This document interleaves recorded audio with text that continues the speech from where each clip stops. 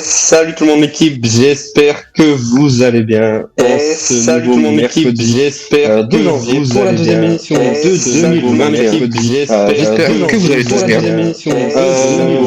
Comme d'habitude, j'espère que vous avez une petite émission, mais cette fois-ci à 20h. Comme d'habitude, j'espère que vous avez une petite émission, mais cette fois-ci à 20h. On a eu un petit souci, donc on teste à 20h pour voir si cela nous permet de laisser rester à cet horaire ou pas. Donc, comme vous le savez, on est comme d'habitude avec nos trois chroniqueurs. Donc, salut Colin, j'espère que tu vas bien. Salut, ça va tout le monde? T'as passé une bonne semaine? Super semaine, avec du bon basket. C'est vrai. Mais bon, la défaite de Cholet, je suis désolé qu'on gravine. Ah, c'est pas grave, ça arrive. On en reparlera après, mais t'inquiète, c'est pas grave. D'ailleurs, Colin, avec ta nouvelle chronique, on en reparlera tout à l'heure. Tout à fait. Étienne, salut Étienne. Ah, d'habitude, on me présente en dernier, là, je suis présenté en deuxième, je sais pas comment le prendre, mais bonsoir à tous. Ça va? T'as passé une bonne semaine? Une semaine avec une victoire de Quimper est toujours une bonne semaine. C'est vrai, on a tous eu une victoire, sauf Colin. Ouais, bah ça devient redondant. Bon, après, c'est pas trop mal envoyé. Ouais, c'est vrai. Et puis, bien sûr, pour finir, notre troisième chroniqueur cette semaine, Flavien. Salut Flavien. Salut à tous. Ça va, t'as passé une bonne semaine aussi? Très très bonne semaine et je pense qu'elle va bien continuer. Étienne, c'est redondant les victoires, mais t'inquiète pas. T'inquiète pas, c'est tout ce que j'ai à dire. Ça y est, ça commence à trash. Donc moi, je vais calmer tout de suite vous calmer tout de suite, on va dire. Donc voilà, donc les présentations ont été faites, le message de bienvenue. On va partir directement avec le sommaire. C'est parti pour le sommaire.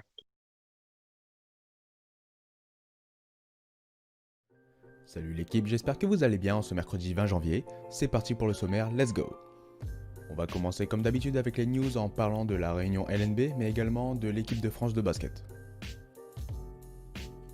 On enchaînera avec les numéros de la semaine avec la Jeep Elite et la Pro B.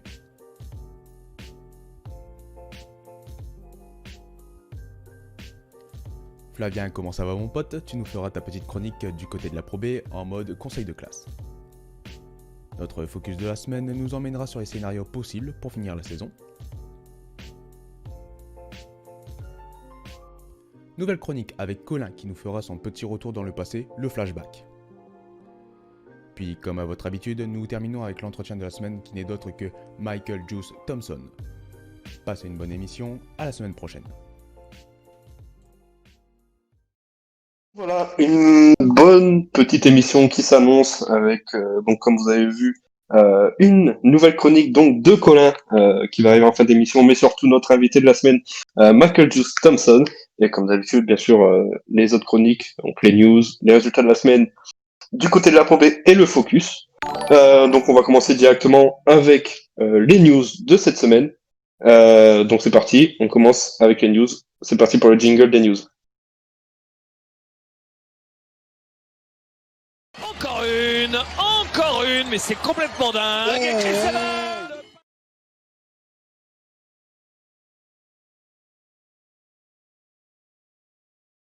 Donc cette semaine, comme vous avez pu le voir, deux petites news cette semaine, pas beaucoup de news, dont je vais vous présenter cela cette semaine. Deux petites news, comme vous pouvez le voir, avec l'équipe de France de basket en 5-5 et en 3-3, mais également la grosse news de la semaine, le verdict de la réunion LNB pour la suite de la saison. Mais tout d'abord, on va commencer directement avec l'autre diapo, donc sur l'équipe de France.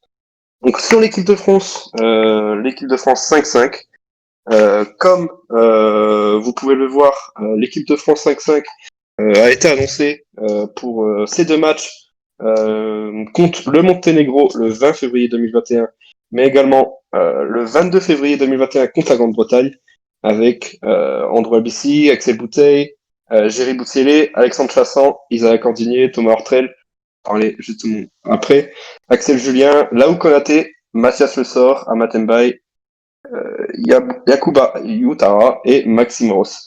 Donc ça, quand même pas mal de joueurs. J'ai pris cette news parce qu'on a vu qu'il y a quand même pas mal de joueurs de GP Elite, donc c'est sûr que ça fait toujours plaisir d'avoir des représentants du championnat français dans la ligue internationale. Notamment, petite news qu'on va rajouter, il me semble que c'est toi Flavien, tu vas en dire un petit mot, avec Thomas Hartrel, qui a quitté son club. Ouais. Qui a enfin réussi à quitter le Barça. Je suis content pour lui, hein. Pas vous mentir. Je pense qu'on est tous contents pour lui. On se souvient qu'il avait, je crois que c'était en Euroleague, c'était en Turquie où il avait été abandonné par le Barça parce qu'il était en train de négocier avec le Real. Alors logiquement, il devrait, je crois que c'est acté si mes collègues m'ont bien informé, qu'il devrait aller au Real, mais à partir du mois de juillet. Ouais, exactement. Déjà, on va dire que c'est une première étape dans ce processus pour lui de retrouver déjà du jeu, de pouvoir jouer au basket, et c'est cool de le pouvoir voir peut-être s'éclater dans un autre club avant le Real Madrid, qui est quand même un très très très grand club. En plus, il va pouvoir retrouver ses anciens coéquipiers, donc je pense qu'il va avoir une petite revanche l'année prochaine à prendre sur son ancienne équipe. Donc voilà, donc l'équipe de France, donc il y a bientôt la trêve internationale, justement on en reparlera juste après avec les news de la Deep Elite, mais aussi avec la prochaine diapo, l'équipe de France 3-3, qui a été aussi annoncée avec, il me semble, c'est deux joueurs de Deep Elite, avec, comme vous savez, Antoinetto et avec Cavalière. Donc comme là vous pouvez le voir, Cavalière, Core, Eito, Gentil, je sais pas comment ça se dit, Mounou, Pontance, Seguela et Wilson. Donc pour l'équipe de France 3-3, donc c'est toujours aussi intéressant d'avoir deux petits joueurs de Deep Elite dans cette sélection de 2-3-3. Donc voilà, donc vraiment une petite news sympa pour l'équipe de France. Mais justement, la grosse news de cette semaine qui est tombée mardi avec la prochaine diapo. Donc la réunion du 19 janvier. Il y a eu lieu l'assemblée générale de la LNB où se sont réunis tous les clubs donc pour la Pro B et la Deep Elite afin de trancher sur la suite du championnat juste avant, comme je vous ai dit, la trêve internationale, donc des matchs de l'équipe de France, il me semble, du 20 février et 22 février. Donc l'Assemblée générale a décidé de trancher et de faire 2 matchs avant la trêve internationale. Donc les 2 matchs, je vous les ai pas mis, mais vous pouvez les retrouver club par club sur leurs réseaux sociaux. Donc allez voir sur Twitter, il me semble, Twitter, Instagram, partout. Vous pouvez aller voir match par match des clubs pour être au courant des matchs qui arrivent. Bon, à mon avis, si vous êtes fan de votre équipe, vous savez quelle équipe va jouer votre équipe de cœur. Donc voilà, donc je sais pas, on va reparler après parce que c'est notre focus de la semaine. On va justement parler des décisions, etc. Vous verrez bien dans la suite de l'émission. Mais c'est sûr que donc 2 matchs avant l'international, on verra quelle sera la suite. On va commencer et on va continuer bien sûr avec la prochaine chronique qui est les résultats de la semaine. Donc c'est parti pour les résultats de la semaine. C'est parti pour le jingle. Oh my God! Oh my! Harlem Globetrotters! Champagne!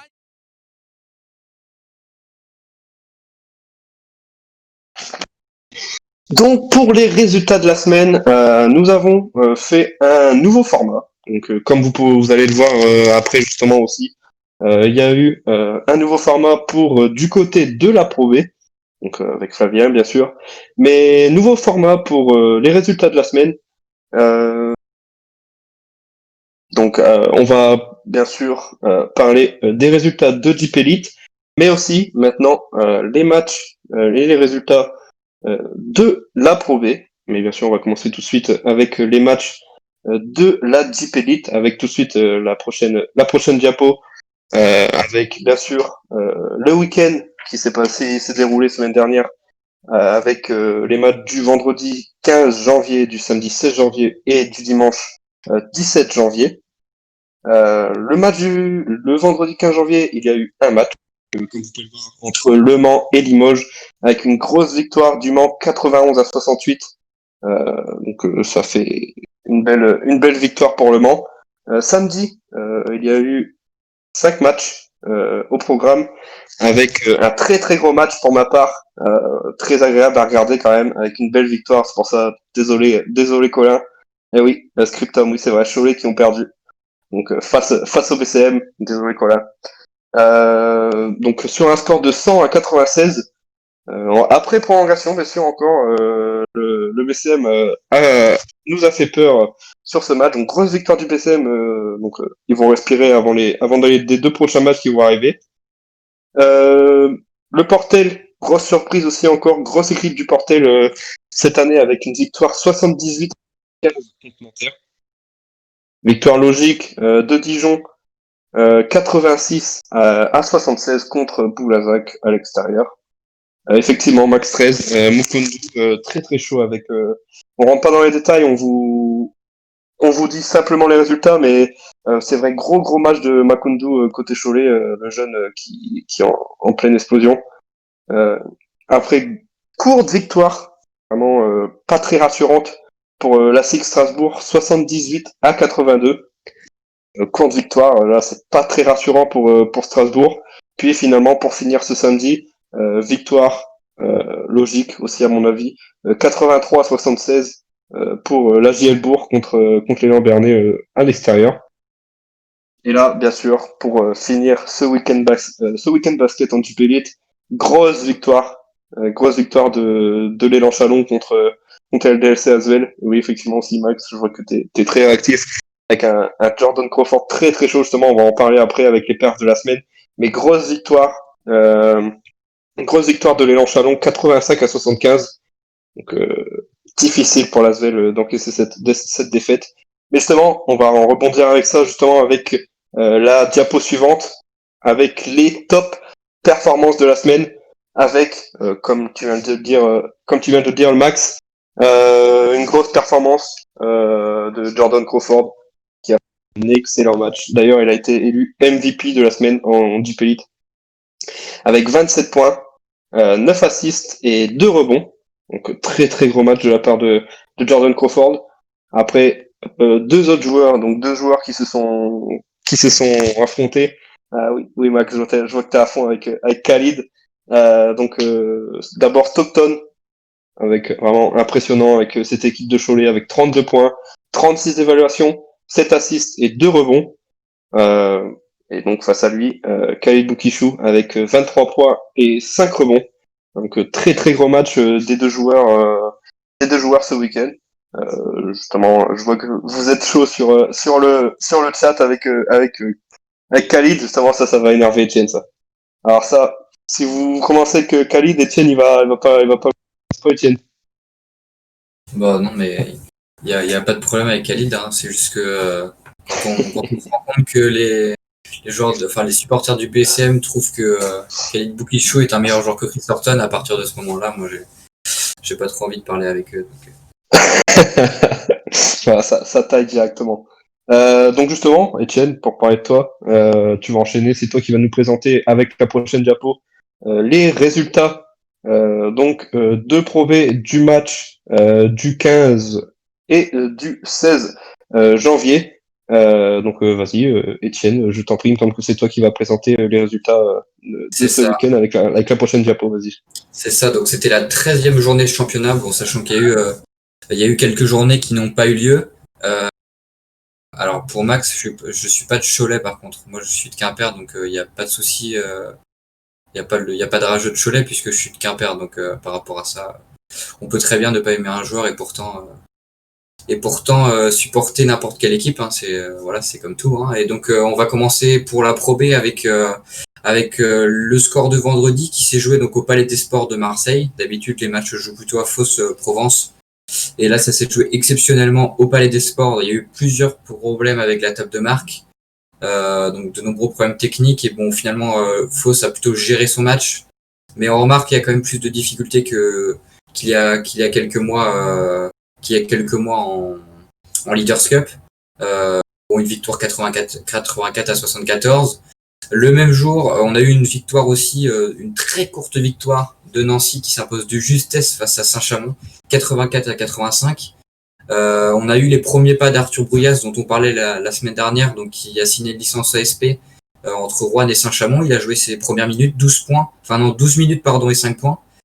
Et de l'autre côté, Nancy, on a eu Tyrande Latibaudière qui a fait un exceptionnel match, mais Flavien va vous en parler juste après.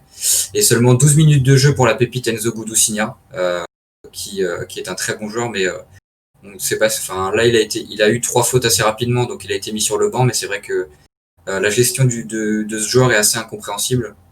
Je suis pas vraiment un très grand militant de François Perronnet, donc qui est passé notamment par Limoges ou par Quimper, donc à voir si c'est vraiment de son fait tout cela.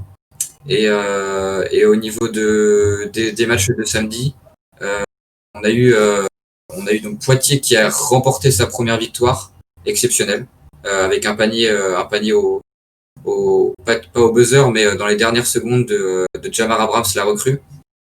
Ça leur fait du bien. Voilà, ça leur fait beaucoup de bien.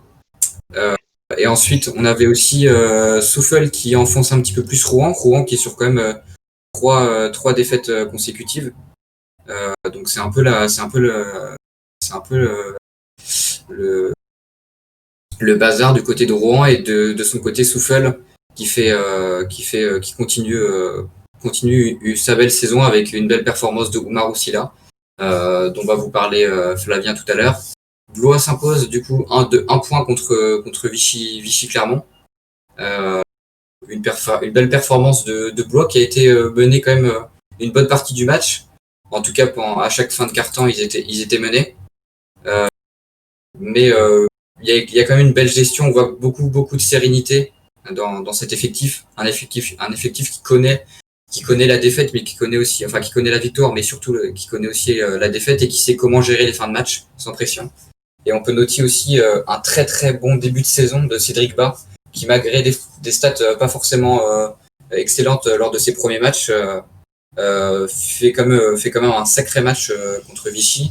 Et pour Vichy... Je te coupe, mais justement, il y a Fresia qui l'avait cité dans le chat. Il y a Fresia qui avait dit Cédric Bas qui explose cette saison. Donc, juste pour rebondir avec ce qu'il avait dit. On voit les mêmes choses, donc ça montre qu'on n'est pas fou, donc c'est cool. Et pour Vichy Clermont, franchement, c'est une très très bonne équipe qui a 3 victoires et 2 défaites. Il leur manque juste un tout petit truc pour vraiment accéder au haut du panier. Donc c'est un peu dommage pour eux, mais en vrai c'est une très très belle équipe, et je trouve que le recrutement cette saison a été très très bon, du côté de Vichy Clermont. Ensuite on passe à Grise Quimper, donc une victoire de 15 points. Là Quimper continue, on va dire, sa balade, parce que honnêtement ils ont eu un calendrier plutôt facile pour ce début de championnat, avec Grise, Aix-Maurienne, Évreux et Saint-Chamond qui sont tous des équipes qui sont dans la deuxième partie de tableau. Donc là c'est la meilleure attaque et la meilleure défense du championnat. Et du coup en face, Grise, c'est un petit peu compliqué. On a l'impression que Ludovic Pouillard, moi je pense qu'il devrait plutôt se lancer dans le coaching d'une équipe espoir, parce que il s'amuse tout le temps à mettre des 2004, des 2005, des 2002, enfin des 2001 sur le terrain, et parfois il les même fait jouer tous ensemble, donc forcément même Brandon Edwards, qui est normalement son américain normalement son meilleur joueur, il le fait jouer que 12 minutes ou 15 minutes au dernier match. C'est un peu étrange la gestion qu'il a de son effectif, mais ça m'étonne pas vraiment de lui. Et enfin on a donc Denain qui bat Saint-Quentin, donc très beau début de saison aussi de la part de Denain, qui continue son excellent début de saison. On voit quand même que ils ont fait un excellent coup d'avoir pris Anthony Racine au début de la saison, qui était libre alors que la saison allait se lancer. Et Saint-Quentin on voit quand même que Saint-Quentin, par rapport à l'année dernière, ils n'ont pas du tout les mêmes ambitions, ils n'ont pas envie de jouer le maintien cette année, et ils le prouvent avec de belles performances. Et on voit quand même que Parker Jackson, Cartwright et Hugo Besson, c'est 2 jolis coups. On peut ajouter aussi Akwasi et Boa, un second autre très très bon coup. Et pour terminer, alors il manque le match de Anti-Paris dont je vais vous parler juste après, mais Lille qui est de plus en plus dans la sauce, comme dit The Young Bee, puisqu'ils ont encore perdu et ils sont derniers du championnat, il me semble, à égalité avec Poitiers. Donc très très mauvais début de saison. Est-ce que Duprat va rester jusqu'à la fin de la saison ? Franchement, je pense qu'il va y avoir du changement, parce que les joueurs sont pas mauvais, enfin l'effectif est pas mauvais globalement, mais je comprends pas comment on est arrivé à cette situation-là avec, par exemple, un Jean-Victor Traoré qui était ultra performant la saison dernière, qui cette année n'y est pas vraiment, à part quelques matchs par-ci par-là.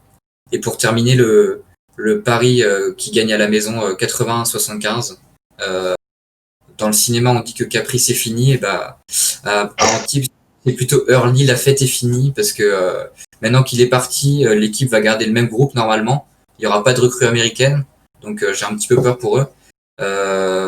Mais il y a des bruits de couloir comme quoi Van Zyl, qui est le général manager, enfin celui qui est à la tête du club, un Canadien, et qui est un peu à l'origine de tous ces délires de faire signer Early pendant 5 ans. Apparemment, il serait sur le départ. Il faut savoir que j'avais su pour ceux qui suivent la NBA, j'avais su avec Romain Leroy, qui travaille pour Envergure et qui était l'ancien coach assistant de Antibes et qui est maintenant le coach assistant de Strasbourg, qu'ils avaient essayé de recruter Jonathan Kuminga, qui joue actuellement en G-League et qui jouait l'année dernière en NCAA. Et donc voilà, c'était tout pour les résultats de la semaine, et je vous laisse du coup avec Flavien qui va vous parler des grosses perfs de la journée. Avec la prochaine diapo, justement, donc merci Étienne. Donc là, justement, avec la prochaine diapo, Flavien va vous présenter les 3 grosses perfs de ce week-end. Ouais, les 3 grosses perfs. On commence avec la plus forte, on va dire, celle de. Il en a parlé, Étienne, un petit peu, de Tyrant de la Thibaudière, qui sort un match avec 35 d'évaluation, avec 27 points à 12 sur 15 au tir, 8 rebonds, 2 passes, 2 interceptions. Match ultra complet, évidemment. Dans un match où certes Nancy s'est fait peur, mais Nancy a mené de pas mal de points dans la rencontre, et ça confirme son énorme début de saison. Je crois qu'il me semble que c'est la meilleure évaluation du championnat depuis le début de saison, Tyrant de la Thibaudière. Voilà, un début de saison super propre. On enchaîne avec là, c'est mon chouchou un peu, je vais pas vous mentir. Ouais, voilà, ça fait sourire. Le match de Dustin Sleva face à Antibes, qui sort un match à 34 d'évaluation avec un 25 points, 14 rebonds, 4 passes, 2 interceptions et 7 fautes provoquées. Du coup, moi j'ai commenté le match pour la LNB ce week-end. Il était intenable. Si Paris gagne ce match, c'est notamment parce que lui, il s'est réveillé sur ce match. Je crois qu'il est aussi dans le top 5 des meilleures évaluations du championnat. Et ça confirme vraiment son très bon début de saison, et c'est son meilleur match depuis qu'il est à Paris. Très, très, très, très grosse performance. Et c'est qui avait mis, excuse-moi de te couper, c'est qui avait mis, j'ai vu la vidéo passer où tu gueules sur un dunk, c'est le dunk de Johan Bégarin sur Etienne K. Okay, ouais. Qui est pas mal du tout, c'est vrai. Et de toute façon, c'est les qualités de Johan Bégarin, c'est la défense, il est très très très athlétique, il monte très très haut. Et là, Etienne K qui fait quand même 2m6, qui est pas capable de le rattraper pour le contrer. Voilà, et on finit tranquillement avec du côté de Souffle, avec la performance XXL d'Oumarou Sylla. Je vais essayer de retrouver ses stats. Voilà, avec 17 points, 1 rebond, 4 interceptions, 3 pertes de balles, certes, mais il y a 10 passes décisives, double-double pour Oumarou Sylla dans la victoire de Souffle, qui leur fait énormément de bien à Souffle. Ça leur permet de prendre un peu d'air, qui avait gagné qu'un seul match depuis le début de saison. Ils tiennent la route. Je vois The Youngby qui parle de Johan Bégarin comme un futur pro NBA. Effectivement, il est dans les mock drafts pour la NBA dès cette année. D'ailleurs, merci Flavien d'avoir mis sur ses perfs. D'ailleurs, Étienne, tu veux dire un petit mot sur sa perf? Alors c'était juste pour confirmer du coup ce qu'avait dit Fresia par rapport à Benoît Mbala, donc qui vient de quitter Limoges et qui c'est officiel, ouais, il va bien faire son retour à Aix-Maurienne. Et pour parler un petit peu de la journée à venir, on aura la chance de voir un beau choc entre Quimper et Paris. Et donc, après, on se souvient que les deux équipes se sont affrontées en demi-finale de Leaders Cup. Il y avait eu 89-80.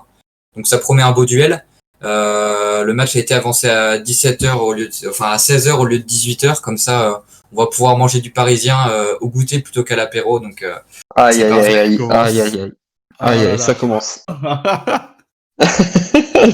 là, ça va Pas de commencer à trash. Et là, moi, je vais plus les tenir, hein, je vous le dis. Étienne, juste pour te dire, Jean-Christophe Prat, en conf de presse, c'était samedi, qui disait que Paris sera l'équipe à faire tomber Quimper à domicile. Voilà, je dis juste ça. Après, ça fait quand même, pour connaître la stat, ça fait plus d'1 an maintenant que Quimper n'a pas perdu à domicile dans sa salle. Aïe, aïe, aïe, aïe, aïe.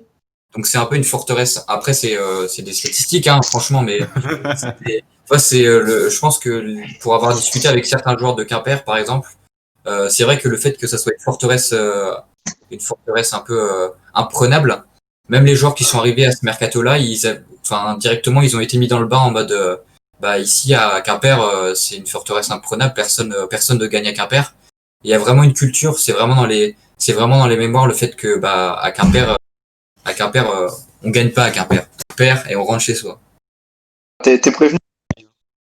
Prévenu et j'ai hâte. Après, franchement, les grosses équipes pour moi de ce championnat, si on doit en parler, je mets évidemment Quimper, même s'ils ont eu un calendrier plutôt cool, comme je l'ai dit. On a aussi Denain qui fait des belles performances et qui a un effectif plutôt performant avec des jeunes et aussi des vétérans un peu plus expérimentés. Évidemment Paris, Blois et Fos-sur-Mer, parce que Nancy pour moi est un petit cran en dessous et manque de, même s'il y a des très très bons joueurs comme Tyran de la Thibaudière, ça manque de régularité, je pense. Voilà pour notre analyse de la Pro B avec Flavien. D'ailleurs, je voulais rajouter, comme je l'ai pas dit tout à l'heure dans les news, mais je vous ai annoncé que vous pouvez aller voir les matchs, des clubs du pays sur leur réseau, mais également de Pro B. Hein, n'hésitez pas, hein, je pense que c'est disponible. Même allez suivre Flavien sur Twitter, il va tout vous annoncer sur être fan de Paris. Et même Étienne, n'hésitez pas à aller les follow pour avoir un maximum d'infos sur la Pro B. Oui, vas-y. Si vous voulez, j'ai 2 comptes, j'ai soit le basket Étienne où je parle que de basket, mais si vous voulez voir des conneries, faut aller sur mon autre compte. Mais Donc voilà l'équipe, on a fini avec cette nouvelle formule des résultats de la semaine avec donc maintenant la Dipulite et la Pro B, car comme je vous ai dit, du côté de la Pro B, la chronique de Flavien a fait un petit changement, justement vous allez voir là dans quelques instants, et puis c'est tout vu parce que là on est parti directement avec du côté de la Pro B, c'est parti pour le jingle.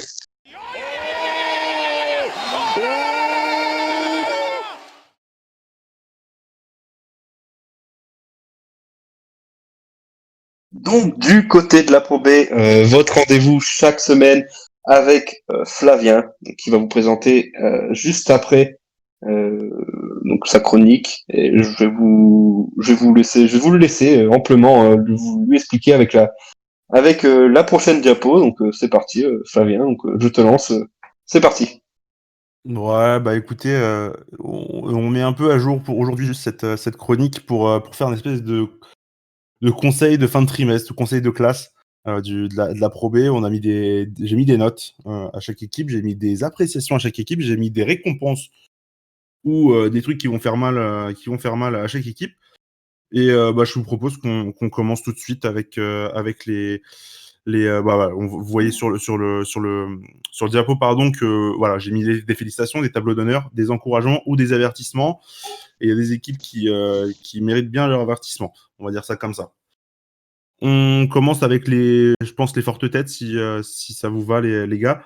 On commence avec la prochaine diapo avec les félicitations, c'est ça?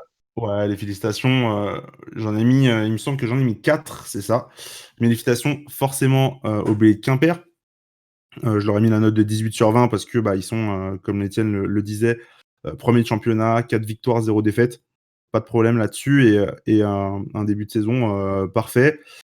Mais un calendrier un peu facile pour l'instant et surtout, il va falloir, je pense, faire attention aux échéances qui vont arriver du côté de Quimper, tout simplement parce qu'on va avoir un calendrier beaucoup plus corsé sur les 2 prochaines semaines. On parlait de la réception de Paris qui est déjà un gros choc, mais ça va être la même chose sur les 2 matchs prochains, parce qu'ils vont se déplacer à Blois.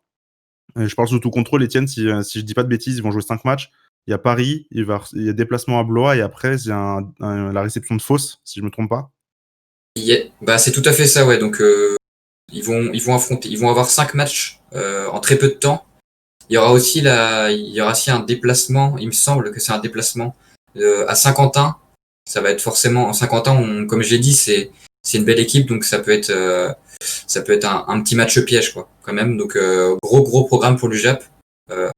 Les anciens UJAP, les Béliers de Quimper maintenant, donc un beau test pour voir vraiment s'ils méritent ce 18/20 ou si le professeur Flavien a été trop sympa.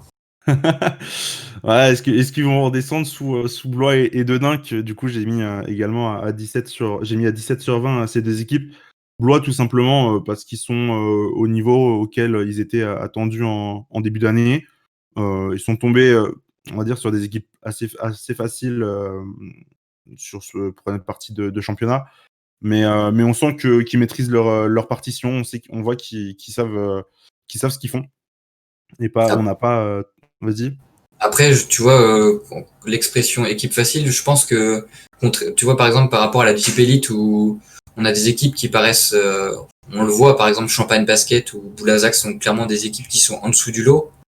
Et j'ai l'impression que il n'y a pas vraiment d'équipe piège. Enfin, il n'y a pas vraiment d'équipe facile, puisque par exemple, on voit qu'une équipe comme Nantes, qui était au top de sa forme il y a deux journées, a réussi à les perdre à Poitiers, qui est en train de reprendre du poil de la bête. Et par exemple, Lille, qui est une équipe, tu vas en parler après, mais pour moi, il y a pas vraiment d'équipe. Enfin, la Pro B, c'est un championnat particulier, quoi. Je te rejoins, mais on va dire quand même que par rapport à Blois, ce sont des équipes qui sont beaucoup plus faibles, et largement, mais alors, largement à leur portée. Et pour l'instant, ils ont fait les choses bien. Il y a juste cette défaite, je crois que c'est à Rouen, ou je sais plus c'est contre qui ils perdent leur seul match de la saison.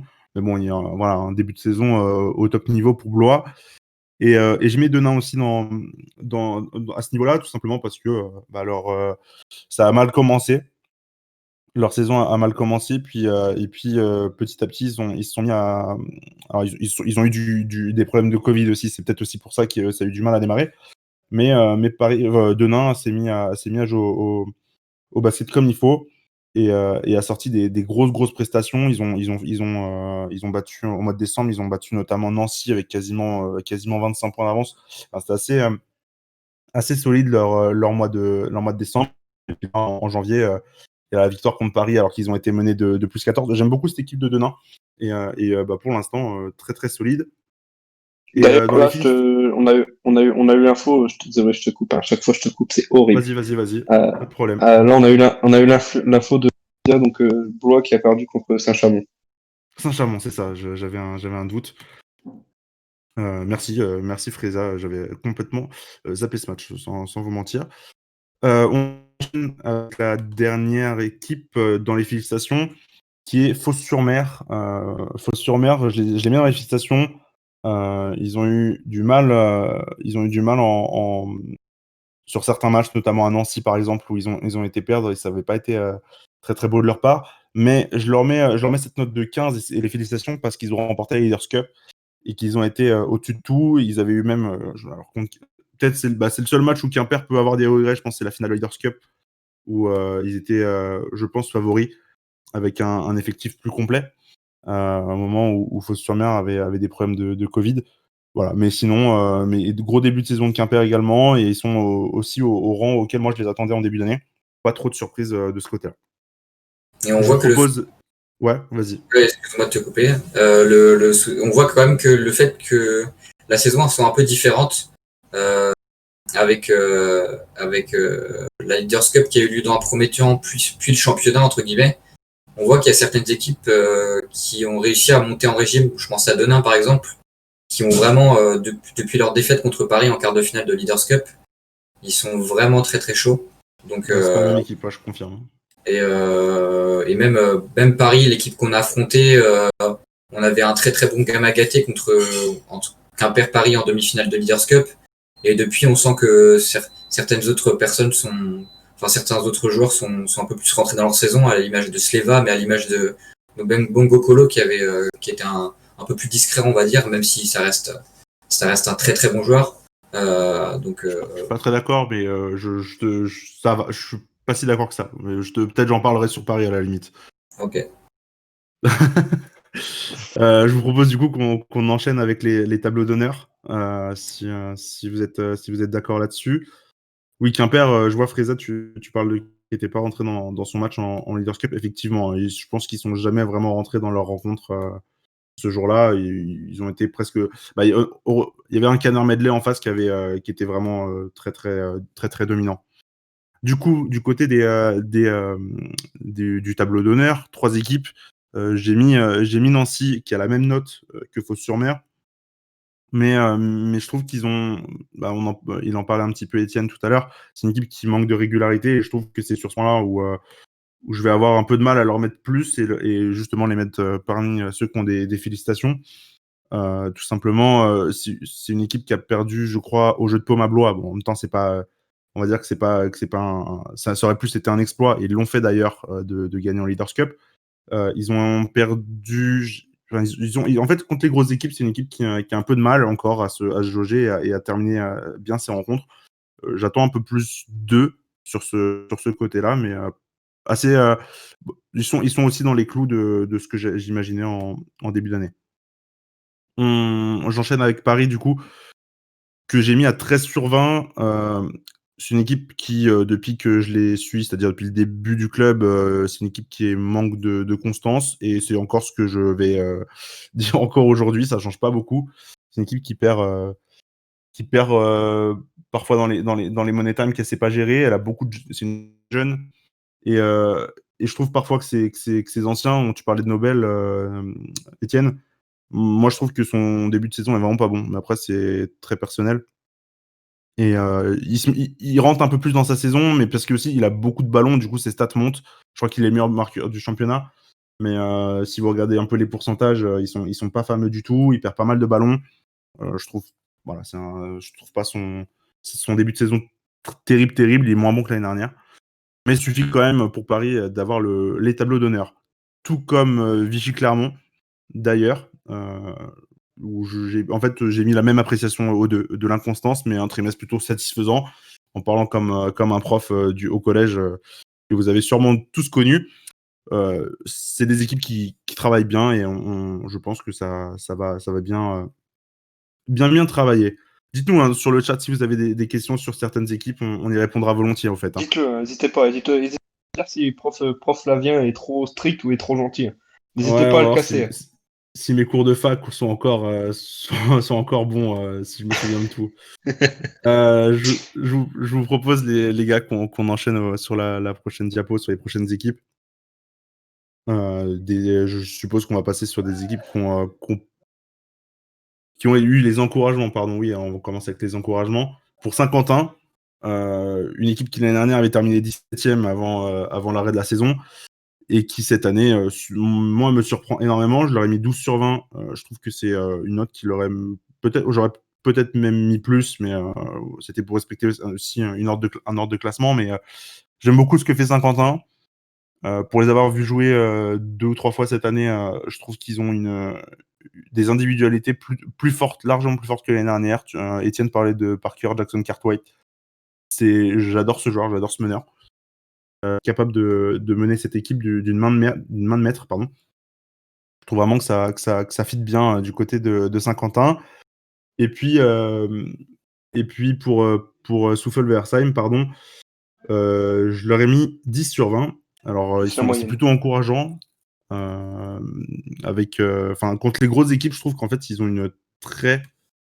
font des très bonnes performances face aux gros, mais qu'il manque parfois de régularité face aux plus petites équipes, face aux équipes qui sont moins amenées à jouer les fortes têtes du championnat. Et c'est là où je trouve qu'il y a un équilibre, une régularité à trouver du côté de Souffle, mais pour une équipe qui vit du coup sa deuxième saison pro, parce qu'ils étaient montés à la fin de l'année 2018-2019, c'est une équipe qui je trouve travaille très très bien.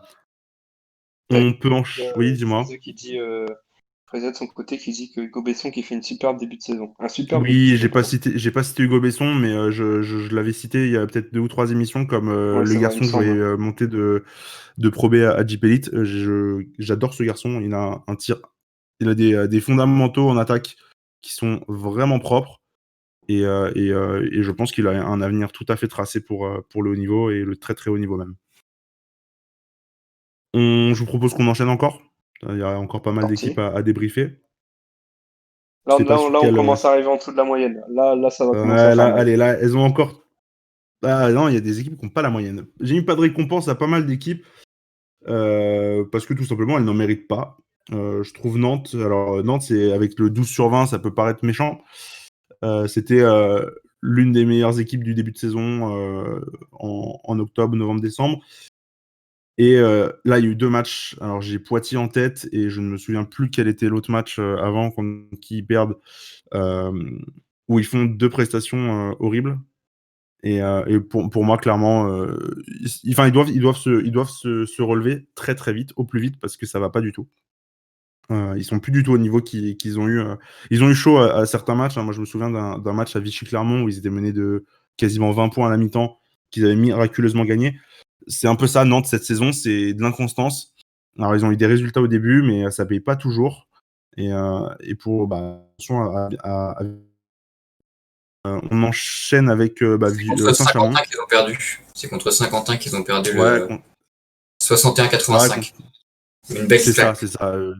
Ouais, une belle claque et j'ai pas vu le match, mais je me souviens avoir suivi le résultat en direct et j'étais là, je comprenais pas le score, en fait, ce qui se passait. Et ça montre. Je parlais de Saint-Quentin juste avant, ça montre que justement contre les grosses équipes, ils sont capables de faire de très belles performances. Et Nantes qui est capable de chuter contre à peu près n'importe qui, surtout là contre Poitiers au buzzer, ça a fait plutôt mal. Saint-Chamond, du coup, je partais sur Saint-Chamond.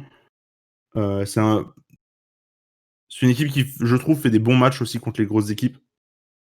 Je parle bien de Saint-Chamond qui fait des gros matchs, mais par contre, voilà, on l'a vu notamment contre Nancy ce week-end, hein.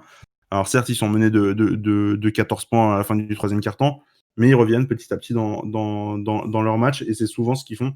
Ils tiennent souvent contre les gros, mais alors contre les petits, c'est une équipe qui lâche des matchs.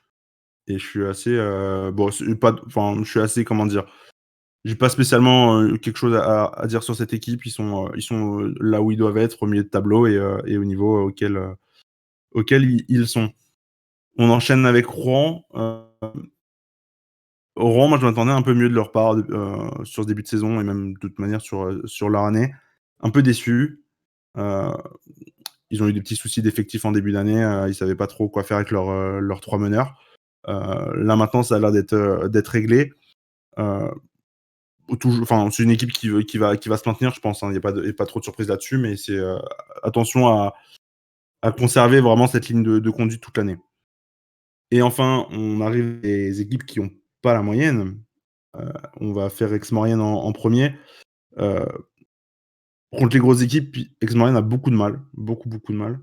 Par contre, ils sont solides face aux équipes qui sont un peu plus faibles. Et du coup, c'est plutôt assez satisfaisant pour Aix-Maurienne, on va dire ça comme ça. Vu les pertes qu'ils ont eues cet été aussi, on peut comprendre qu'ils aient du mal à se remettre dedans. Et pour Évreux, j'attends plus de cette équipe-là en début d'année. Et justement, alors il y a eu des soucis peut-être de Covid, il y a eu des soucis de Covid, on va dire, des soucis de blessures, avec là Antoine Vallès qui est blessé jusqu'à la fin de la saison. Ça va mieux sur le début de l'année 2020. Je trouve que il y a eu des résultats, on va dire. C'est déjà ça aide, mais une équipe que j'imagine pas, que j'imaginais déjà en début de saison avec un autre niveau. Et pour finir, je vous propose du coup Incroyable. qu'on passe aux équipes Là, ça va tacler là, hein. Pour qui ça va pas bien. Là, j'espère qu'il n'y a pas de supporters et de fans de ces équipes-là, sinon ils vont partir directement. Et Flavien, ce soir, t'as des DM. Ouais, je vais être plus clément avec certains, mais alors la première équipe là. Alors j'ai mis avertissement comportement, j'ai pas mis avertissement travail à cette équipe d'Antibes du coup. De ce que j'ai noté en fait dans mon appréciation, c'est que c'était un élève turbulent qui jette des boulettes à travers la classe. En gros, ça ressemblait à ça. Et l'élève turbulent en question, je pense que voilà, vous avez tous compris qui il était. Il est américain et surtout, il a pris un conseil de discipline et il est parti depuis Il a d'Antibes. été viré, je crois. Je Ouais, crois il qu'il a a été été viré. viré. Hein. Il a été viré. Il était pour faute, Bah, pour faute dans le collège. ouais, puis enfin, il utilisait son téléphone dans la classe, c'était pas trop autorisé, donc bref, c'était voilà. Mais plus sérieusement, du côté d'Antibes, évidemment, saison compliquée pour les parce qu'il y a eu une intersaison qui est pas bonne non plus. Étienne en parlait plus tôt. Et oui, c'est une équipe qui donc ne devrait pas recruter d'Américains. Anthony Stanford, il le disait même ce week-end après la défaite à Paris, qu'ils vont rester avec 10 joueurs. Sauf surprise, ils vont rester avec 10 joueurs. Et du coup, moi, pour les avoir vus jouer ce week-end, j'ai bien aimé ce que j'ai vu. En tout cas, en termes d'état d'esprit pas forcément sur le fond de jeu encore, parce qu'ils ont vraiment tout à recréer depuis que Hurley est parti. Et de toute façon, le plan de jeu initial était de donner des ballons à Clay Bah, Anthony. c'était leur gros scoreur. Hein. Donc maintenant, il faut Voilà. Non, mais évidemment, si tu donnes pas le ballon à ton meilleur joueur, c'est sûr qu'à un moment, enfin, ça se serait mal passé. Bon, même si on lui a donné, ça s'est mal passé. Voilà, on n'a pas plus à raconter sur Antibes. On va enchaîner avec Je crois qu'il y a Étienne Griso qui veut mettre un petit mot sur Antibes, il me semble. Allez, je t'en prie, Ouais. vas-y. Ouais, pour parler d'Antibes, il y a des choses qui me plaisent quand même dans cette équipe, puisque hormis les cadres, donc Ali Traoré et Sadio Doucouré, pardon, qui sont un petit peu les cadres de l'équipe et qui essaient de porter Gédéon l'équipe. Pitard. Oui, Gédéon Pitard, par contre, qui fait une saison absolument folle par rapport à l'année dernière où il était backup de Hukic. Ah ouais, non, là, il est vraiment fort cette année. Hein. Très très fort, et c'est peut-être un moyen pour lui de retrouver peut-être une place comme backup en Jeep Elite, pourquoi pas. Mais en tout cas, sa saison le montre sur son meilleur jour. Et il y a aussi des très très bons jeunes. Bon, il y a toujours la déception Léopold Sa qui a du mal à se développer encore. Et ensuite, on a des jeunes joueurs comme Sean Tanner et on a aussi Ouais. Vincent M. Salem qui sont deux jeunes qui sont deux très très bons jeunes. Vincent M. Salem était titulaire contre Paris et j'ai beaucoup aimé son match. Hein. Beaucoup aimé son match contre Paris ce week-end. C'était vraiment intéressant. Et il va avoir forcément plus de ballons que ce qu'il avait lorsque l'Américain était là. Voilà pour je vous propose sur Antibes. Ouais, je propose du coup qu'on enchaîne avec Griso Borofen, 5 sur 20. Avertissement travail, forcément. Il y a eu une bonne prestation en début de saison. Ah, le prof est sévère, mais en même temps, les équipes sont nulles aussi. Donc voilà. Oh là, ça dit des termes. Ah non, mais bon, à un moment, à Grise, j'ai beaucoup aimé comment Étienne en parlait au début d'émission, en parlant que l'entraîneur devrait plus coacher des espoirs plutôt qu'une équipe de Pro B. Je le rejoins assez. C'est une équipe qui joue un beau basket, on va dire ça comme ça. C'est quand même une équipe qui a une vocation offensive assez folle. Par contre, défensivement, c'est les portes ouvertes. Et bah ça marche pas cette année. Ils prennent des valises. Et s'ils veulent espérer ne pas terminer dans les derniers du championnat, voilà, Gris c'est le genre d'élève qui sèche les cours, ouais, ou qui va que au cours de sport et qui vient pas en mathématiques par exemple. Donc je suis assez sévère sur Grise, mais je suis assez inquiet aussi sur la suite de leur saison. Ils sont tout en bas du classement. Et ils sont à une victoire comme les deux autres derrière, donc il faut absolument se reprendre. On enchaîne sur Lille aussi. Alors pour moi, c'est ma plus grosse déception depuis le début de l'année. Parce que j'ai checké un peu, j'avais fait des pronostics qui sont toujours jamais bons au début de saison pour le classement. Tu les avais mis combien? Putain, j'ai presque honte de le dire. Hein. Je les mettais 8e. Aïe. Voilà. Donc, un élève que je trouvais j'aimais beaucoup. Je sais pas, je trouvais que cette équipe avait de la gueule. Il y avait Jean-Victor Traoré l'année dernière qui a fait une saison absolument folle. J'en attendais vraiment quelque chose. Et puis, c'est la pire attaque du championnat. C'est une équipe qui a pris des valises aussi depuis le début de saison, qui montre pas grand chose. Qui, comme Étienne l'a dit, je pense qu'ils ont vraiment besoin de se renouveler. Voilà, je sais même pas trop quoi dire de plus de cette équipe qui joue pas vraiment au basket encore. s'est pas réveillé, qui a peut-être du mal aussi à trouver son rythme dans une saison où il y en a pas vraiment. Je sais pas si ça a vraiment un impact, mais voilà, je suis plutôt inquiet pour la fin d'année de Lille et si la saison doit aller au bout, attention à eux. Et attention à la Nationale 1. Et puis 4 sur 20 pour Poitiers. Heureusement qu'ils ont gagné ce week-end, sinon Heureusement ça qu'ils aurait ont été gagné, moins. sinon tu les aurais encore plus mis bas, je pense, non? Ouais, bah eux ils ont séché, mais ils sèchent depuis un petit moment. C'est ça le problème aussi, c'est que l'année dernière ils ont redoublé déjà et ils sont encore en Pro B. Et alors bon, on va sauter le début de saison catastrophique pour mentir en disant catastrophique. Oui, je vois Fréza qui parle de Thomas Courtois qui se bat. Effectivement, j'aime du côté de Lille. J'adore ce joueur. Je trouve qu'il a un peu plus de mal il a fait un très bon début de saison. Je trouve que depuis décembre, c'est un peu plus compliqué. Mais il a vraiment du potentiel. J'aime beaucoup. Et donc, oui, pour revenir à Poitiers, bah, c'est l'élève qui est à la place, qui est au fond de la classe, qui regarde un peu ce qui se passe autour, mais qui fait pas pour essayer d'aller mieux, qui a essayé, on va dire, de 72 jours d'absence, effectivement. Et on va dire que les efforts qu'on a vus depuis la début janvier, allez, c'est pour ça que je mets 4 sur 20. Mais sinon, on était sur beaucoup, beaucoup moins. Et puis il y a la victoire contre Nantes. Certes, Nantes qui commence un peu à faire n'importe quoi. Mais une victoire est une victoire. On prend les victoires, on les comptera à la fin de la saison. C'est ça qui est important. Et ça va beaucoup aider Poitiers, je pense, à essayer de se relever. Il n'y a pas de raison enfin, il y a des raisons si, mais à mon avis, ils sont pas si loin que ça en termes de. S'ils se mettent à jouer au basket, ils sont pas si loin que ça en termes de talent des équipes qui sont juste devant eux. Voilà pour le conseil de classe.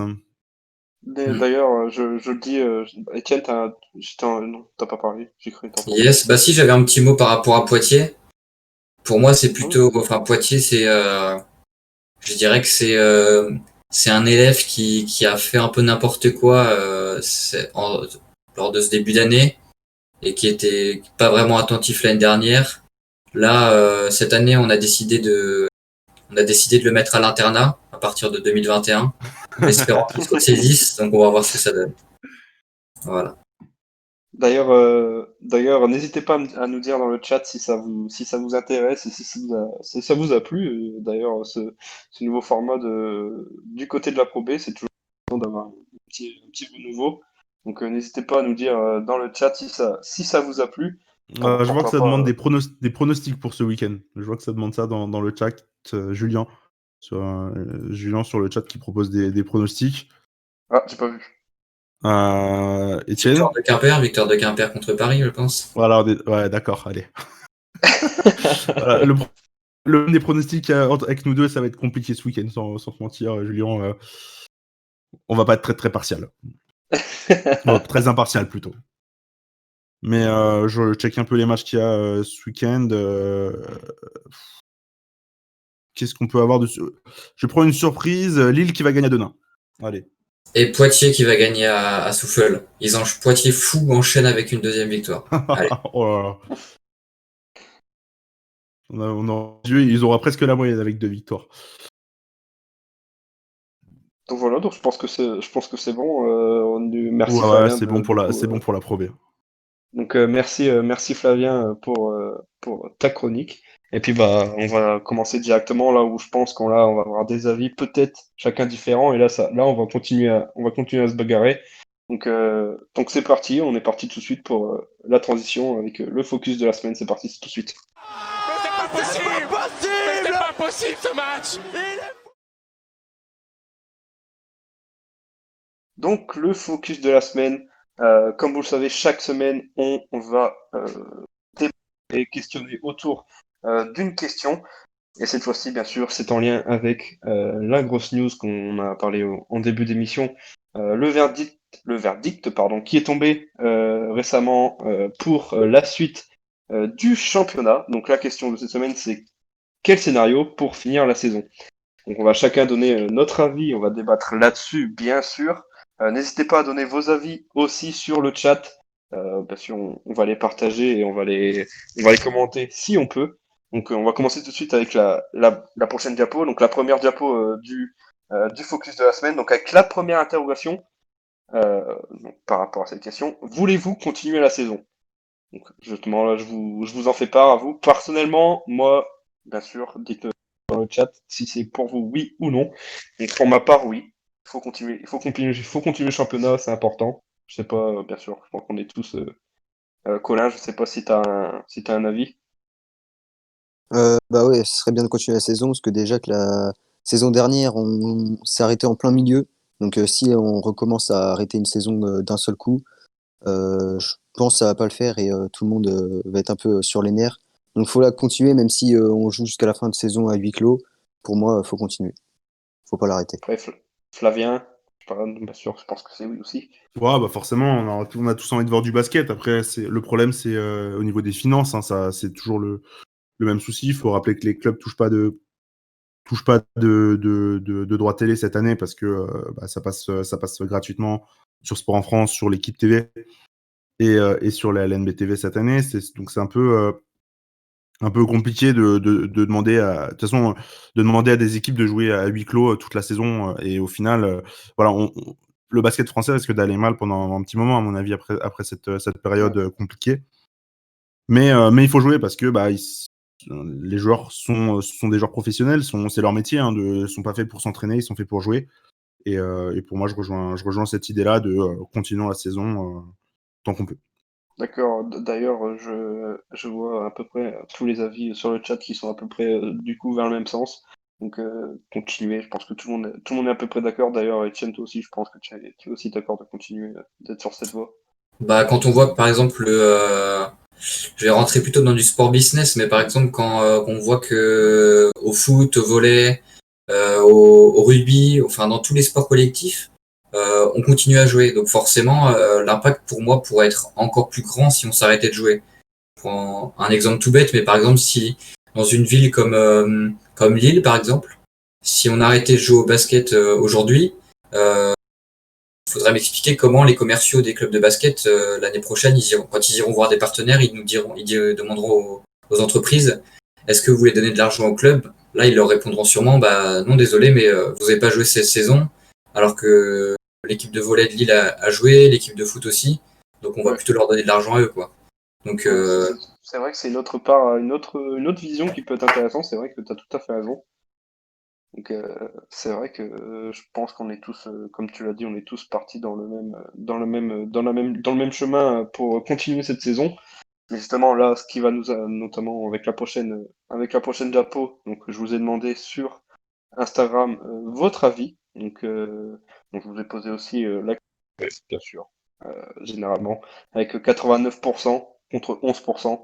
Euh, bien sûr, les gens veulent continuer la saison. Mais cependant, c'est là où ça va être intéressant, avec la prochaine diapo. La deuxième interrogation, et c'est là que tout va commencer.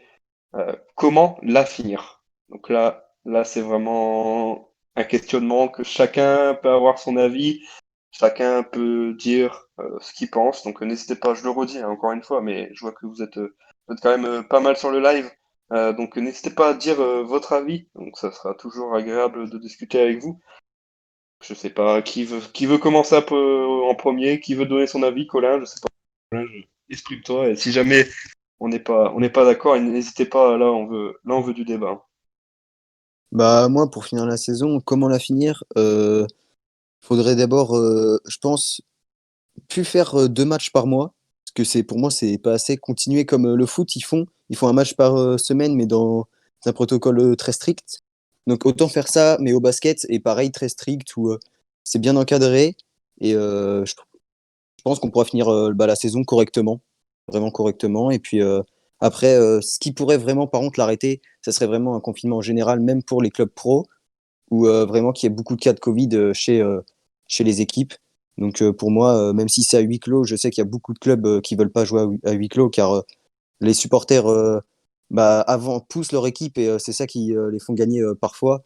Donc pour moi, il faut finir la saison à huis clos avec un match chaque semaine, même si c'est risqué.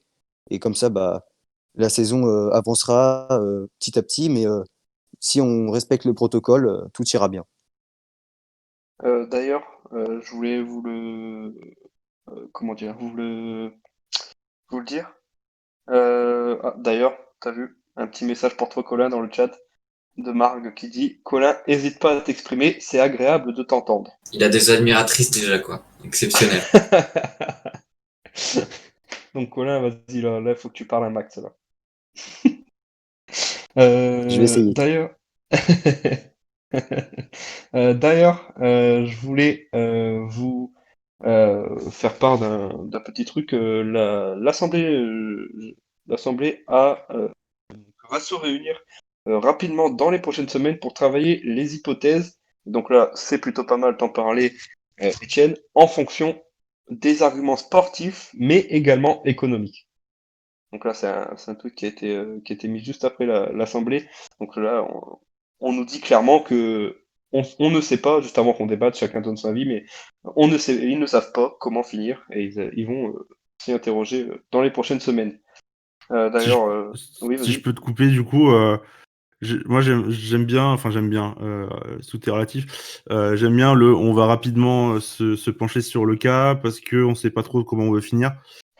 Euh, Ça montre un peu justement tout ce qui va pas dans le basket français plutôt récemment. Euh, Étienne disait que ça joue au foot, ça joue au volley, ça joue au hand, ça joue dans tous les autres sports, mais surtout ça joue au basket dans tous les autres pays. Et C'est vrai ça. la France, le basket français est le seul sport concrètement à jouer 2 matchs par-ci par-là, qui déjà est pas rentable pour son modèle économique, mais surtout pour une ligue qui voulait absolument ne plus jamais faire de saison blanche, continue à faire 2 matchs par mois. Je pense qu'on va bien, on va y arriver tranquillement. Je suis assez déçu toujours des décisions qui ont été prises. Voilà, la Jeep Elite qui va jouer 2 matchs avant la fenêtre internationale. C'est un peu mieux pour la Pro B parce qu'ils ont le droit. En fait, en gros, il faut que tout le monde ait au moins joué 7 matchs d'ici le 15 février. Mais c'est une vision à court terme que moi, j'aime pas du tout. Et je trouve c'est encore trop tardif de se dire on va rapidement se réunir pour Ouais, penser à des scénarios, à comment on peut terminer la saison. Moi, je suis tout à fait d'accord avec j'imagine surtout que les playoffs, faut déjà oublier. Tout simplement parce qu'il y a un calendrier international qui arrive derrière qui est absolument chargé. Parce qu'on a les Jeux Olympiques en août. Donc il faut terminer la saison, on va dire, fin juin. Ça veut dire il faut jouer une trentaine de matchs d'ici fin juin. Ça amène quasiment à un match tous les 4-5 jours. Ça va être en plus des équipes qui jouent en Europe. Hein, donc ça va être des calendriers absolument denses.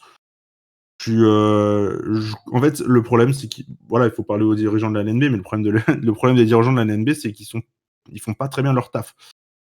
ils font les sourds.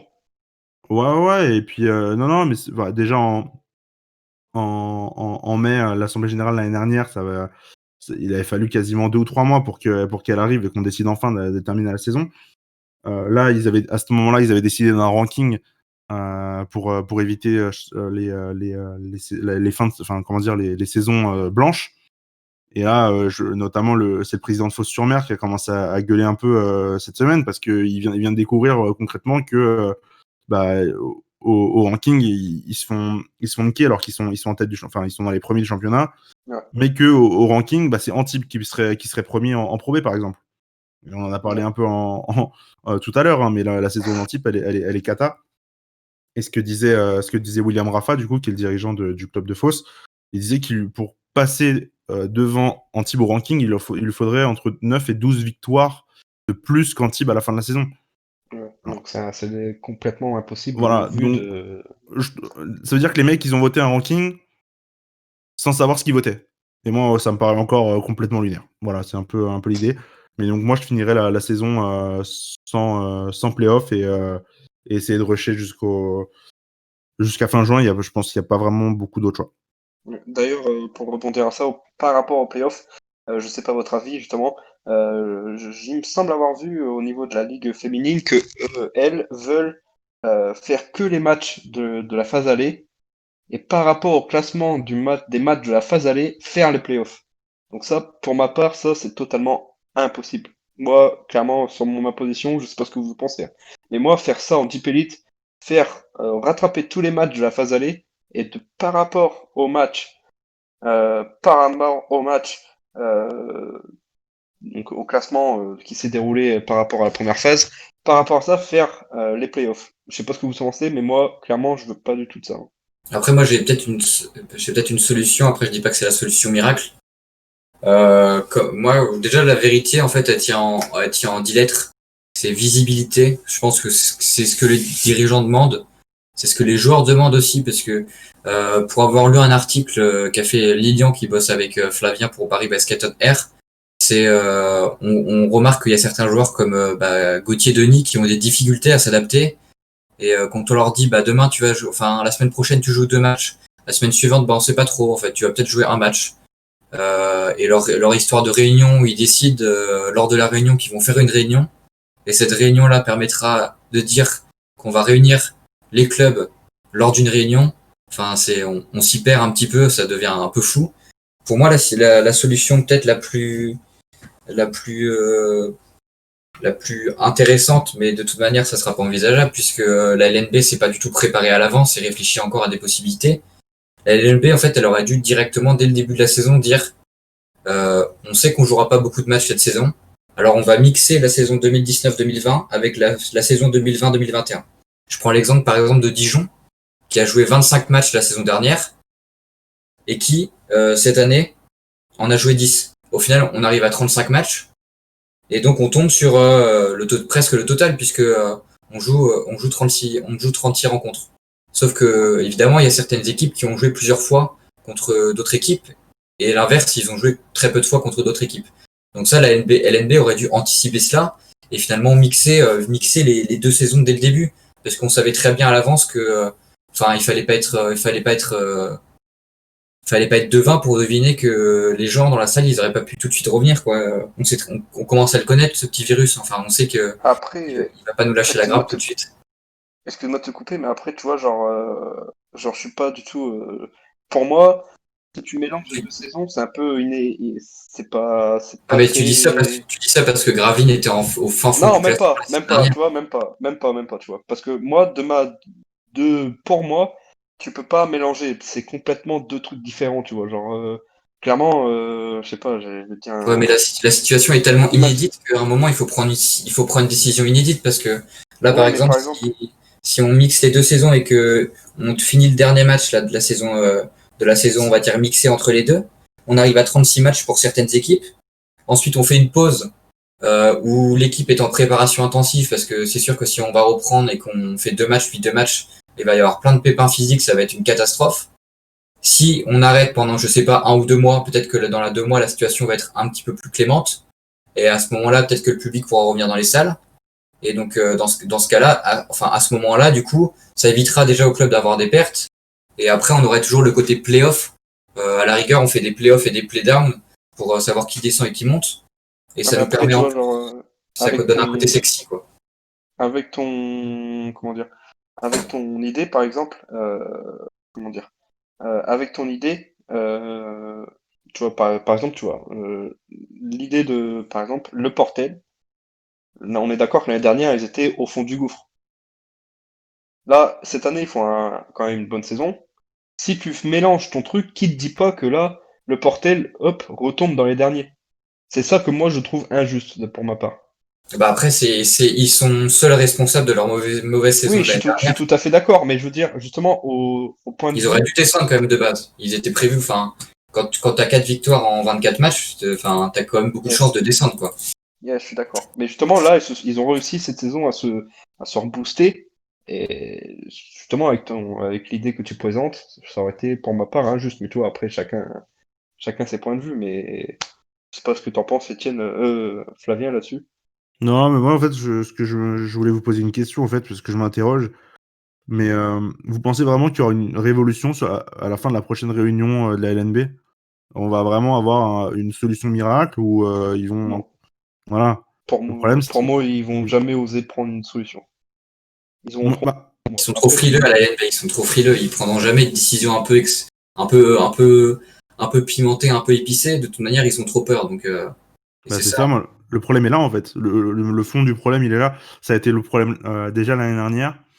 Il a fallu se décider, du coup, à avoir une réunion, une assemblée générale fin mai quand tous les autres championnats, le foot a repris l'entraînement en début mai, quand le basket a fait son assemblée générale pour peut-être qu'est-ce qu'on fait les gars fin mai. Déjà, ça avait aucun sens. L'année dernière, il faut dire aussi qu'il y a des trous dans les caisses de la LNB parce que c'est une ligue qui a pas eu la moitié de son chèque. La moitié de son chèque de la part des RMC de l'année dernière, qui s'élevait à 5 millions d'euros. Ça fait quand même pas mal de sous. Voilà, globalement, on peut. Je pense pas qu'on va avoir encore une solution miracle tant que ces gens-là sont encore aux commandes du basket français. Je pense qu'on a tous dit notre point de vue. Mais bon, c'est sûr qu'on va voir comment ça se déroule donc pour les prochaines réunions. Mais bon, on est tous favorables pour que ça continue et pour plusieurs solutions. Donc on sait jamais. Mais on me dit dans l'oreillette que on va retourner dans le passé. Et ça, c'est notre avis. C'est notre ami Colin qui va nous emmener dans le passé. Donc je vous emmène avec moi. Et Colin aussi vous emmène pour retourner dans le passé et très très très très loin, justement, aux créations. Création du basketball tout simplement. Donc c'est parti pour le jingle du flashback de Colin.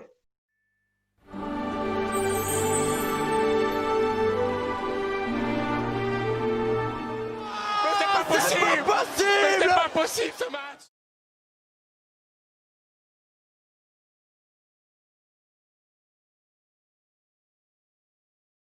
Donc pour le flashback de Colin, la nouvelle chronique spécialement à Colin. Donc vas-y, je t'en prie, Fabien. Pardon. Je m'en mêle des pinceaux. C'est pas grave. Donc Colin, emmène-nous en 1891. Tout à fait, nous allons retourner longtemps dans le passé, le 15 janvier. Du coup, c'était un jour historique pour le monde du basket, car c'est à cette date que l'on célèbre la création officielle de ce sport, qui a été créé par le Canadien James Naismith. Cela fait déjà du coup maintenant 129 ans que le basket a vu le jour, et c'était du coup en 1891. Depuis, on peut voir que la balle orange a vraiment évolué, hein, que ça soit vraiment en termes de NBA, ça a bien évolué. C'est une ligue vraiment connue. L'Euroleague, c'est beaucoup de ligues qui sont sorties au grand jour. D'ailleurs, je ne sais pas si vous avez remarqué, mais dans le moteur de recherche Google, le 15 janvier, ils ont fait un clin d'œil en mettant juste un homme et des étudiants qui étaient en train de jouer au ballon avec un panier. Tout a commencé du coup à Springfield, où le Canadien James Naismith venait d'être nommé professeur de sport au EMCA International Training School de la ville, quand on lui confie la tâche de créer une activité capable de divertir les jeunes élèves sportifs, alors que le football américain, le baseball, n'était pas praticable, excusez-moi, à ce moment-là, à cause de l'hiver. Mais pour cela, il doit suivre quelques recommandations précises, comme ne pas prendre trop de place et éviter les gros chocs entre les élèves. Donc, pour éviter les contacts, le professeur a l'idée de placer l'objectif de son sport en hauteur pour ne pas pouvoir être gardé en permanence. Comme par exemple, si par exemple on joue avec un but par exemple d'1 mètre, les petits vont se mettre devant, ça va être pas drôle. Alors que là, si on joue en hauteur, on peut pas le garder en permanence. Naismith se débrouille alors avec ce qu'il peut, ce qu'il a autour de lui, et du coup il vient chercher dans, chez le concierge des paniers de pêche faits d'osier pour les accrocher au balcon du gymnase à 3,5 mètres du sol, ce qui est du coup maintenant la distance officielle pour un match de basket. Un panier doit être toujours situé à 3,5 mètres. Et après, selon votre niveau, il est baissé, que ce soit en benjamin, minime, après il augmente, cadet, il reste pareil, je crois. Et après, c'est 3,5 mètres jusqu'à la fin, jusqu'à temps que vous arrêtez le basket. Maintenant, du coup, les paniers sont plus en osier, hein, comme on a pu le voir. Ce sont des cercles orange avec un diamètre de 16 à 20 mm, d'un filet blanc, longueur comprise entre 400 et 450 mm, et toujours accroché sur une planche rectangulaire en plexiglas ou en verre, faisant 192 cm de large et 106 cm de haut, avec dans ce rectangle un petit carré noir qui permet aux joueurs de tirer plus facilement avec la planche. Et pour moi, le basket a vraiment beaucoup évolué depuis ce temps-là, on peut le voir. Et d'ailleurs, les planches, il me semble, ils ont été remplacées en 1912 ou 1910 vers là, car les spectateurs se plaignaient car ils ne voyaient pas le terrain à cause de la planche en bois. Donc ça a été remplacé par du plexi à la suite.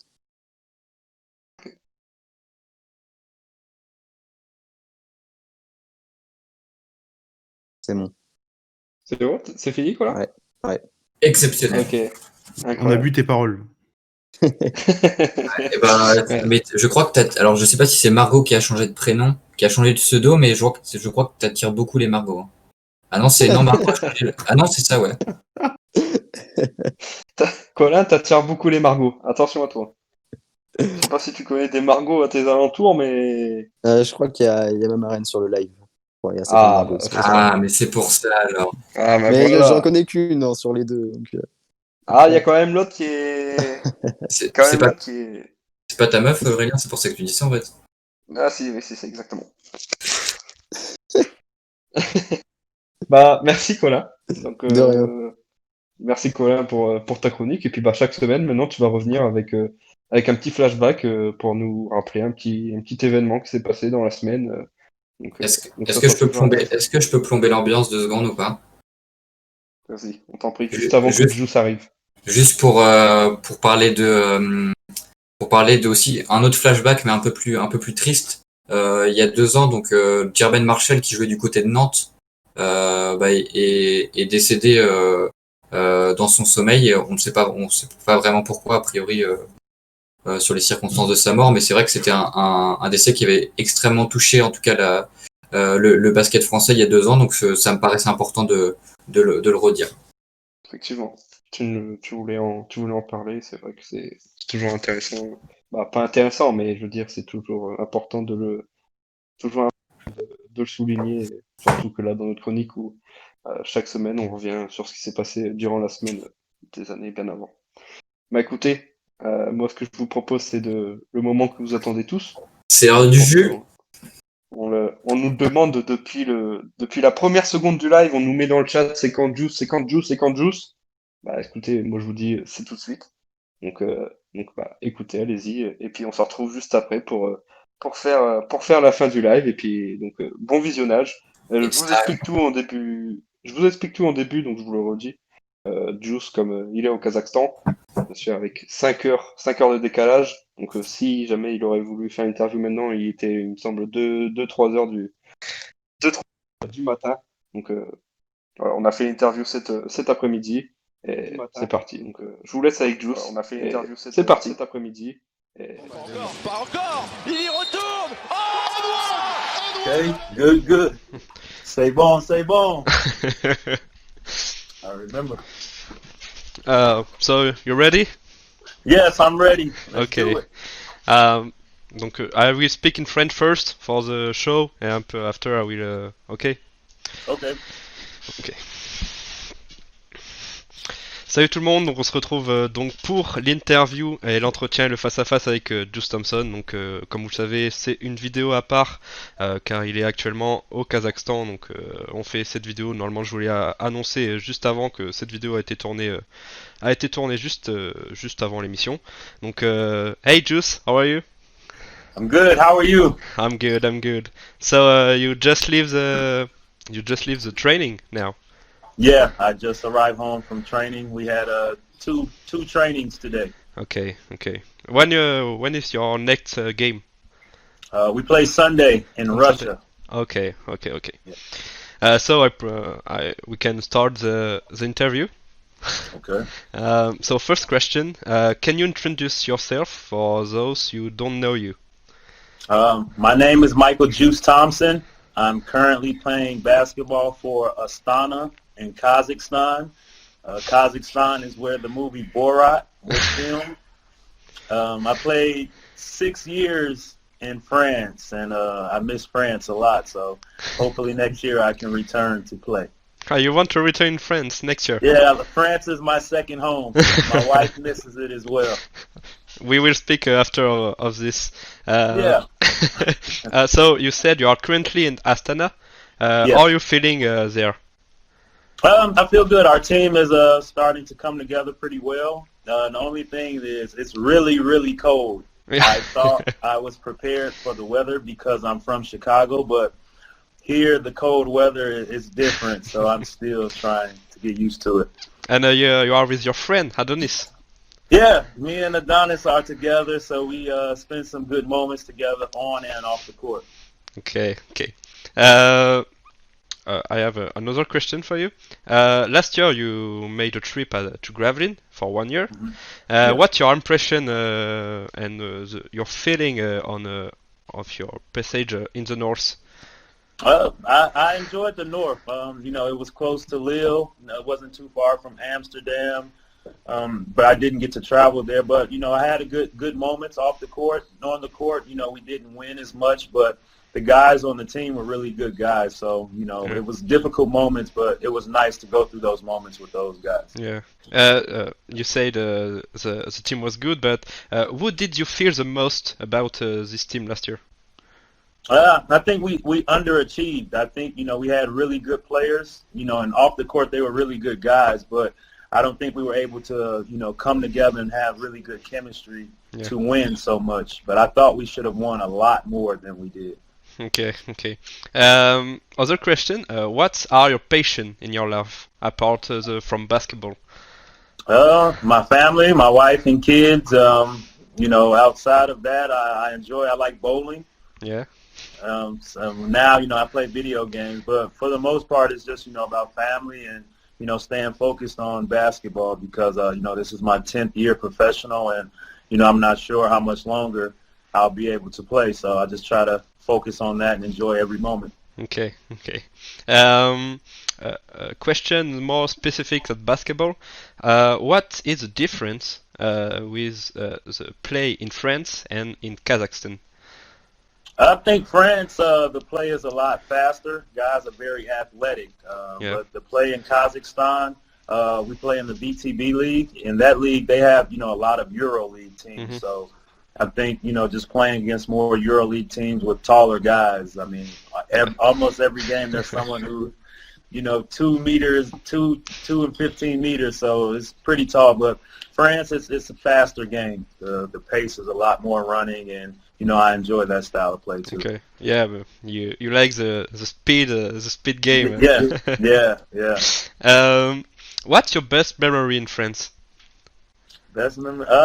It would be when I played at Pole the second time. Okay. We went to the playoffs after 10 years of the club not making the playoffs, and we had a good season as a team, and individually I had a really good year. I was the leading scorer of the league, Mayor Marquez. And we went to the playoffs, and just that team, we had a lot of fun together on and off the court especially. Okay. You said before, but this question is for you. Do you plan to come back to France before finishing your career? Yes, and my wife and I have talked about it, and when I do come back to France, she wants to, come. The past couple years, my family has not traveled with me, but, if I return to France, my family wants to live there. My wife really loves France. You want to return with your family in France? Yes. Okay. I miss the croissants. The croissants. Next question. When did you start basketball, and why did you choose basketball basketball? I started playing basketball when I was 5 years old. I really only played it because my older brother played basketball. He's 4 years older than me, and so my dad was the one teaching us both, and I figured, that was a way to be able to hang out and, play and be just like my older brother. Okay, I see that. Other question, the team that you have been supporting since you are child? Chicago Bulls. I'm from Chicago. I mean, all Chicago teams, because growing up, that's what you see and what you know. So I always support Chicago teams. Okay. I know it. I know it's Chicago. Yeah, of course. A question with your family. Why did you choose your brother as an agent? I mean, it's my brother, and I know he's gonna support me and try to have my best interest at heart, and he's gonna take care of me like everything. If it's basketball, if it's, life, everything, your older brother, someone you look up to and you can trust. Okay, I see that. What's your ambition in the few years, the year to come? To just be able to spend more time with my family, but after I'm done playing basketball, I would like to continue and stay around basketball. I would like to coach at a university. Okay, at the university in the US? Yes. Okay. Last question. Do you know some few words in French? Oh, I know. When I'm in France, I know a lot. I know ça va bien. I know foods. I have to be in French. I haven't heard French in so long, so I forget. But I actually understand more French than I can speak. Okay. You want to come in French next year, so you. If I'm in France and I hear, I will remember for sure. But I definitely miss France. I know you say aussi chaud patate. Chaud patate, yes. For the carnival. Yeah, chaud patate for the carnival. I remember. So just now we finish the question. So okay. we'll make a little game. Okay. So I will explain to my viewers in French. Donc là, comme vous le savez, on va donc faire le jeu du face à face. Donc un petit jeu avec Juice très rapide. Et je pense que ça peut être intéressant avec lui. So you are ready, Juice, for a little game? I'm ready. So it's a face to face. Okay. Okay. It's simple. You have two choice, and okay. you take one. Okay. Okay. You have one joker. Okay. One joker? Yeah. Okay. So, we start. So, first, Chicago or Evanston? Chicago. Floater or 3 points? Floater. Win a title in France or win a title on another country? Win a title. I want to win. I need to win now. Other country because I'm in Kazakhstan now. Yeah, you need to before to stop your career. Yes. Champion or MVP? Champion. Nike, Adidas or Jordan? Oh. Jordan. Okay. Good question. With the player, Jordan or LeBron? LeBron. NBA or EuroLeague? NBA. Twitter or Instagram? Instagram. Series or movie? Series. Okay.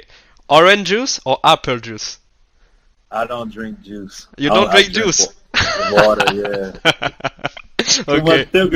Too much sugar. But when I did drink juice, it was apple juice. I used to love apple juice. Okay, apple juice is better. Yeah. Bowling or video game? Bowling. And to finish this game, French food or American food? American food. Okay. It's your home. Yes. Unless croissant. French croissant, the best. Okay. Well, the face-to-face is finished, Juice. Thank you. Okay. Yeah, no problem. Thank you for answering the interview. I hope you enjoy. Yes, I did. Thank you for having me. I enjoy. No, I'm happy you came and you accept the invitation. Of course, anytime. Okay, so I will close the interview in French and after I will say you bye bye. Donc voilà, j'espère que ça vous a plu, une petite donc l'entretien avec Juice Thompson et aussi le petit jeu, le face à face comme chaque semaine. Donc j'espère que ça vous a plu et donc moi on se retrouve normalement tout de suite pour la fin du live. Donc à tout de suite. Ciao Juice. Ciao. Tout là. Bye. Thank you. Merci Juice. Thanks. De rien. All right.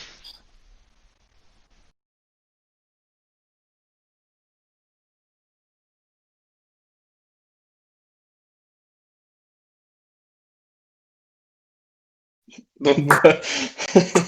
Excusez-moi. Donc voilà l'équipe, j'espère que cette petite interview avec Juice Thompson vous a plu. Donc voilà, donc c'était très intéressant de la voir et on va essayer d'avoir une autre personne la semaine prochaine. On vous tient au courant donc sur les réseaux sociaux. Very Donc, good la English. rediffusion... Ouais. You have a very good English. Thanks. Pas vraiment, du coup. Thanks. I have a really accent. Donc j'espère que ça vous a plu. La rediffusion sera donc sur YouTube, bien sûr, dès demain, normalement. Et tout de suite, si vous voulez revoir l'émission sur Twitch. Donc voilà, donc moi, ce que je vous dis, c'est on se retrouve la semaine prochaine. Et puis, bah, voilà, passez une bonne fin de semaine. Et puis, voilà, on se retrouve semaine prochaine. Salut les mecs. Salut à Ciao. tous. Bisous, bisous.